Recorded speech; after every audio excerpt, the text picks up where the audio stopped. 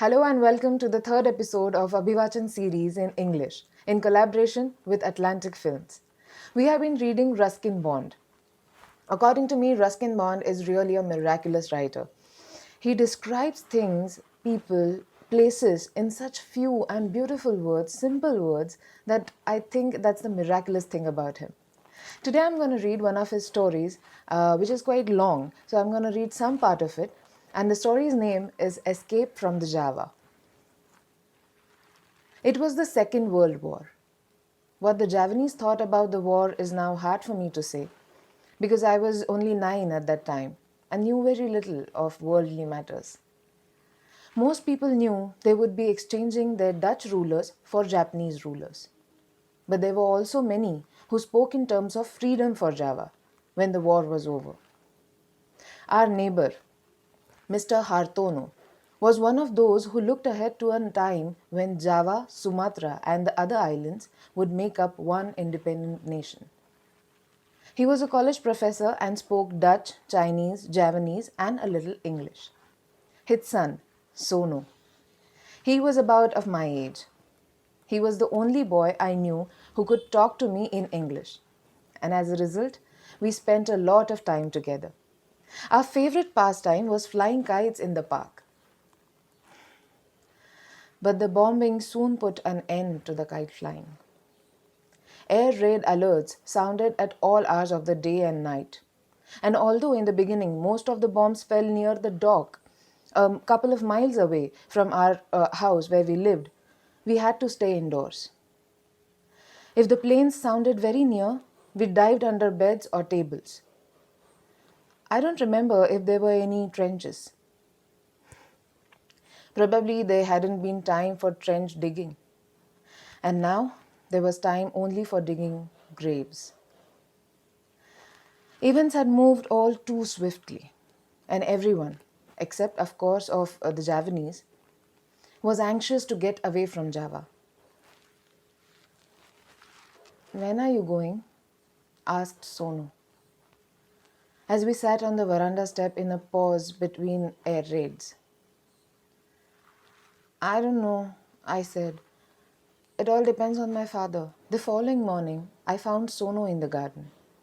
He was as cheerful as ever and gave me his usual white grin. "We are leaving tomorrow," I said.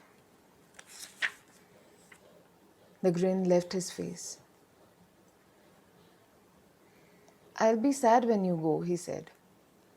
"But I'll be glad too, because then you will be able to escape from the Japs. After the war, I'll come back." "Yes, you must come back. And then, when we are big, we will go round the world together. I want to see England and America and Africa and India and Japan. I want to go everywhere." "We can't go everywhere." "Yes, we can. No one can stop us." We had to be up very early the next morning. Our bags had been packed late at night. We were taking a few clothes, some of my father's business papers, a pair of binoculars, one stamp album, and several bars of chocolate. I was pleased about the stamp album and the chocolates, but I had to give up several of my treasures. Favorite books, the gramophone and records, an old samurai sword, a train set, and a dartboard. The only consolation was that Sono, and not a stranger, would have them. In the first faint light of dawn, a truck drew up in front of the house. It was driven by a Dutch businessman, Mr. Hoekens, who worked with my father. Sono was already at the gate, waiting to say goodbye. "I have a present for you," he said. He took me by my hand and passed a smooth, hard object into my palm. I grasped it and then held it up against the light. It was a beautiful little seahorse, carved out of pale blue jade. "It will bring you good luck," said Sono. "Thank you," I said. "I will keep it forever." And I slipped the little seahorse into my pocket. "In you get, lad," said my father.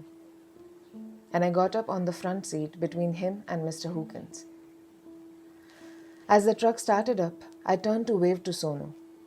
He was sitting on his garden wall, grinning at me. He called out, "We will go everywhere and no one can stop us." He was still waving when the truck took us round the bend at the end of the road. So that was some part of Escape from Java.